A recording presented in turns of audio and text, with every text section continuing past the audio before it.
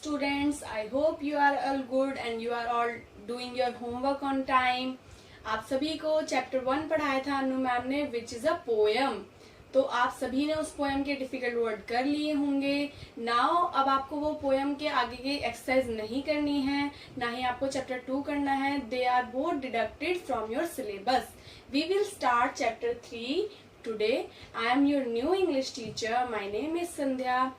We will start chapter 3, which is at a hill station. Hill station क्या होता है? Yes, पहाड़ों वाली जगह, मतलब जहां पर पहाड़ होते हैं उसे हम क्या कहते हैं? Hill station.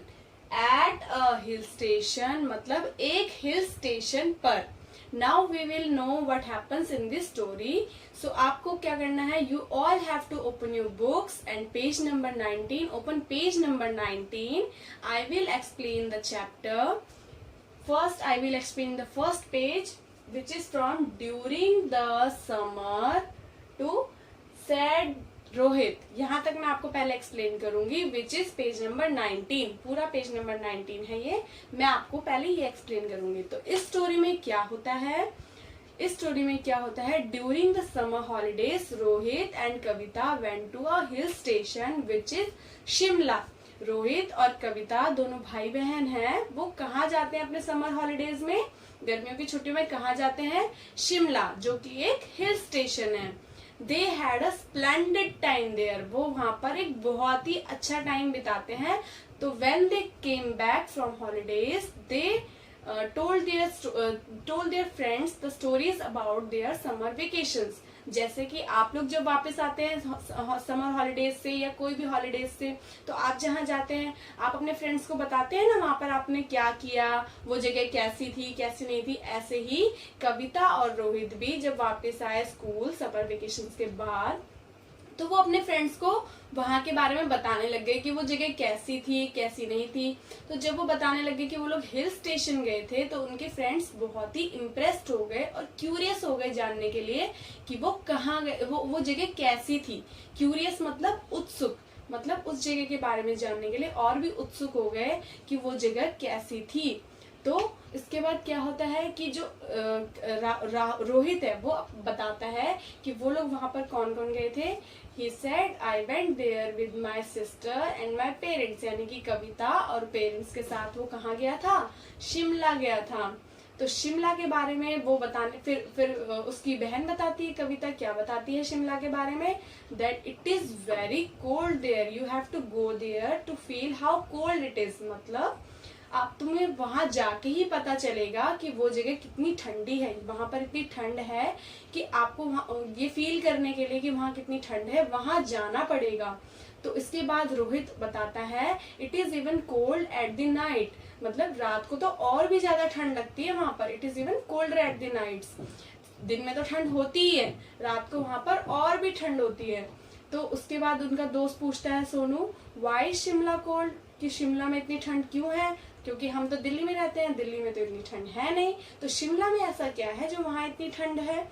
तो then Rohit replied, he said Shimla is in Himalayas which is 2150 metres above the sea level. अब शिमला जो है वो जगह कहाँ पर है? हिमालयाज में. हिमालयाज पूरी माउंटेन रेंज है, उसमें एक जगह है शिमला. शिमला हमारे सी लेवल से कितनी ऊंचाई पर है? 2150 मीटर्स. इतनी ऊंची जगह पर है शिमला, इस वजह से वहां पर बहुत ही ठंड होती है. So students now turn the page. On the next page हमारा फर्स्ट क्या है? आर ऑल प्लेसेस से लेकर और लास्ट पे है एंड प्लेड गेम्स. मैं आपको इतना एक्सप्लेन करूंगी सेकेंड पेज पे. ओके तो फर्स्ट पेज हमने अच्छे से पढ़ लिया. नाउ सेकंड पेज पे क्या है? Sarita asked, are all places on the mountain cold. अब सरिता क्या पूछती है रोहित से कि क्या सारे प्लेसेस माउंटेन पे इतने ठंडे होते हैं? क्या सिर्फ शिमला ही ठंडा है कि और प्लेसेस भी ठंडे होते हैं? Then Rohit informed Sarita the place, all places on the hill like Kullu, Manali, Ooty, Darjeeling, they are all on the mountains and they are all very cold. मतलब जैसे कि शिमला के अलावा और भी प्लेसेस है, कुल्लू, मनाली, दार्जिलिंग, ऊटी, ये सारे प्लेसेस कहाँ पर है हमारे माउंटेन्स में है या फिर हिल्स में. माउंटेन क्या होता है? पहाड़. तो हमारे पहाड़ों पर हैं ये सारे प्लेसेस. तो ये जगह भी बहुत ठंडी है. Then Seema asked how did you go up the hill. मतलब तुम उस पहाड़ के ऊपर कैसे चढ़े? पहाड़ तो सीधा होता है, हम कैसे चढ़ेंगे पहाड़ पे? क्या आप पहाड़ चढ़ सकते हो? नो, उस पे रास्ते बने हुए होते हैं जिसके थ्रू हम उन पे चढ़ते हैं. तो उन्होंने पूछा कि how did you go up the hill. Then Kavita replied we went there by car. वो कैसे गए वहां पर? कार के थ्रू गए, क्योंकि पहाड़ों में रोड बनी हुई थी जिन पे वो कार के थ्रू गए. Then she also informed that the roads were very narrow and has many bends. Road वहाँ की रोड्स कैसी थी? रोड्स बहुत ही नैरो थी. नैरो मतलब संकरी. संकरी यानी कि उनकी चौड़ाई बहुत कम थी. और क्या बताया उसने कि और वहाँ की रोड्स पे and the roads has many bends, यानी कि वो बहुत घुमावदार थी. मतलब ऐसी सीधी नहीं थी जैसे हम यहाँ प्लेन्स में रहते हैं ना, तो प्लेन्स में रोड कैसी होती है? बिल्कुल सीधी होती है. बहुत कम जगह पे बेंड्स आते हैं. बेंड्स मतलब मोड़, यानी कि वो लेफ्ट और राइट, इसके अलावा कहीं मोड़ नहीं आते. बहुत कम मोड़ आते हैं, वो भी ज्यादातर हम सीधा सीधा ही चलते हैं. लेकिन माउंटेन्स पे यानी कि पहाड़ों पे ऐसा नहीं होता. वहां पर जो रोड्स होती है उसमें बहुत सारे बेंड्स होते हैं, यानी कि बहुत सारे घूम होते हैं, घुमाव होते हैं. कैसी होती है वो रोड? ऐसे ऐसे होती है, सीधी नहीं होती. तो उसके बाद अमन ने पूछा why do people go to hill station. मतलब उसने रोहित से पूछा कि लोग हिल स्टेशन क्यों जाते हैं. तो रोहित ने उसे बताया कि गर्मियों के टाइम पे भी हिल स्टेशन में मौसम कैसा रहता है? ठंडा रहता है, इसलिए लोग वहां जाते हैं. वहां की फ्रेश एयर कैसी होती है? Very fresh and clean. वहां की एयर बहुत ही साफ और फ्रेश होती है. और इसके अलावा वहां का जो एनवायरनमेंट होता है, वहां का जो वातावरण होता है, वो हमारी सेहत के लिए बहुत अच्छा होता है. It is good for our health, इसलिए लोग वहां पर घूमने के लिए जाते हैं. Then Aamir asked did you enjoy yourself there.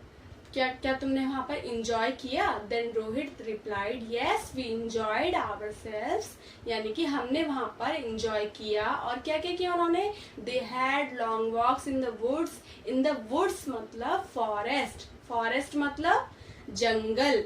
Woods यहाँ किसके लिए यूज किया गया है? जंगल के लिए. वुड मतलब लकड़ी वाला नहीं, जंगल.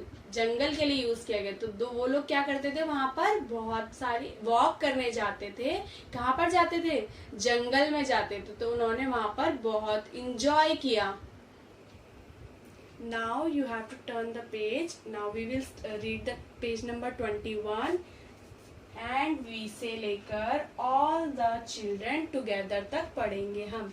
आई will explain you the story from and we to all the children together. अब क्या होता है? रोहित बता रहा होता है, इतने में क्या होता है? कविता ऐड करती है. क्या बताती है? We gazed at the snow mountains. वो क्या? Snow mountain peaks. उन्होंने वहां पर क्या किया? गेज्ड मतलब किसी चीज को बहुत देर तक देखते रहना. जब हमें कोई चीज बहुत अच्छी लगती है तो हम उसको बहुत देर तक देखते हैं. तो वो जो माउंटेन पीक्स थी, पीक्स यानी जो पर्वत की चोटियां होती है, माउंटेन्स ऐसे होते हैं ना, तो ये क्या होती है? माउंटेन की पीक होती है. तो वो स्नो से कवर्ड थी, यानी कि स्नो थी उनपे पूरी. तो वो उन्हें बहुत सुंदर लग रही थी, तो वो उन्हें बहुत देर तक देखते रहे. They gazed at the mountain peaks there. अब क्या हुआ? अब नेक्स्ट क्यूरियोसिटी. आपको पता है फ्रेंड्स उनके बहुत सारे क्वेश्चन पूछ रहे थे. तो नेक्स्ट क्वेश्चन किसने पूछा? मधु ने. अब मधु ने क्या पूछा? Did you climb those mountain peaks. कि तुमने वो माउंटेन पीक्स पे तुम चढ़े, मतलब वहां चढ़ के गए. Then Rohit replied no the mountain peaks were miles away from Shimla. क्या था? जो माउंटेन पीक्स थे जिन पे स्नो थी वो शिमला से बहुत दूर थे. वो तो उन्हें सिर्फ देख रहे थे दूर से, उन पे चढ़े नहीं. वो उन्हें बहुत दूर से सिर्फ देख रहे थे, उन पे चढ़े नहीं. अब क्या होता है, अब सोनू उनसे मजाक में बोलता है, since Shimla is very cold did you catch cold there, कि शिमला तो बहुत ठंडी जगह है, जब हम ठंडी जगह जाते हैं, सर्दी आती है तो हमें क्या होता है, कोल्ड हो जाता है ना। तो वो उससे मजाक में पूछने लग गया कि तुम शिमला गए थे तो क्या तुम्हें वहां सर्दी हुई।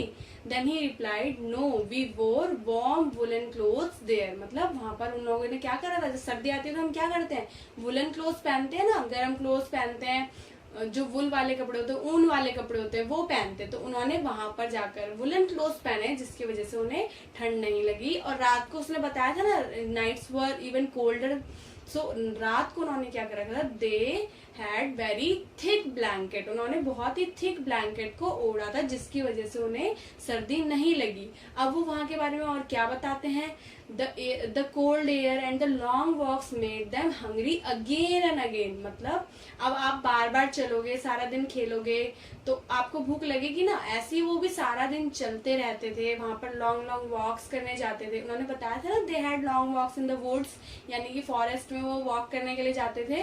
तो उन वॉक करते करते उन्हें क्या होता था, बार बार भूख लगती थी। हंग्री मतलब भूख लगना, भूखा होना, तो उन्हें बार बार भूख लगती थी, जिस वजह से वो खाते थे। दे सेड कि जब वो वापस आए तो उनकी ग्रैंड मदर ने उनसे क्या बोला, they had put on a lot of weight, क्योंकि 10 दिन में उन्होंने क्या करा, बार बार भूख लग रही थी तो बार बार खाया, तो उसलिए उनका वेट पुट ऑन हो गया, यानी कि वेट बढ़ गया था, ऐसा उनकी ग्रैंड मदर ने उनसे बोला। जब उनके फ्रेंड्स ने शिमला के बारे में इतनी अच्छी अच्छी बातें सुनी, तो they wished they all could go there too, मतलब उनकी तरह वो भी वहां जा पाते तो कितना अच्छा होता, ऐसा उन सभी ने सोचा। ये आपका चैप्टर यहाँ पर कंप्लीट होता है। आई होप आप सभी को ये स्टोरी बहुत पसंद आई हो। ये स्टोरी आप सभी को 2 टाइम्स रीड करनी है। क्या करना है, रीड करना है, 2 टाइम्स रीड करना है। और इसके 20 डिफिकल्ट वर्ड्स आपको अपनी कॉपी में नोट करने हैं। कॉपी